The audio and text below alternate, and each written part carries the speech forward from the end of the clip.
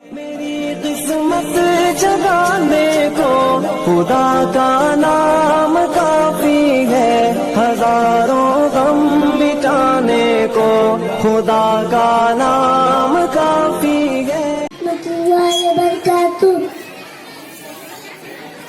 نحمده ونصلي على رسوله الكريم أما بعد أعوذ بالله من الشيطان الرجيم بسم اللہ الرحمن الرحیم۔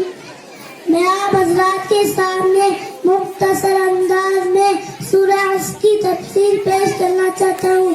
اللہ تعالیٰ فرماتے ہیں، قسم ہے زمانے کی، انسان در حقیقت بڑے نقصان میں ہے، سوائے ان لوگوں کے جو ایمان لائے اور نیک عمل کرتے رہے اور ایک دوسرے کو حق کی نصیحت اور سب کی تلقین کرتے رہے۔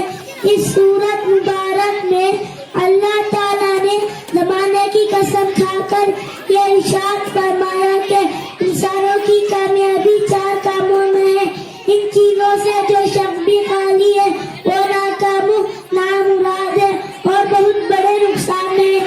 زمانے قسم اس لیے کھائی گئی ہے کہ انسانوں کی زندگی کا اصل سرمایہ اس کا وقت ہے۔ انسان چاہے تو ان اوقات کو اچھے کاموں کے ذریعے اچھا بنا لے یا برے کاموں کے ذریعے برا بنا لے۔ اچھا بنانے کے لیے اللہ تعالیٰ نے چار باتیں بتائی ہیں۔ نمبر 1 ایمان، ایمان تو عمل کی پہلی شرط ہے۔ نمبر 2 نیک عمل یعنی ایمان کے تقاضے پر عمل کرنا۔